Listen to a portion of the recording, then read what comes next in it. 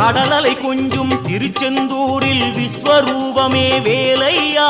பழமுதி சோலை அறுவடை வீடும் புண்ணிய தரிசனம் முருகையா திருநீர் அணிந்து வரும் போது நெஞ்சில் நிம்மதி பிறக்குது கந்தையா சுகனே சிவனார் மகனே உன்னை பாட பாட சுகமாகுதையா வேல் முருகா அரோகரா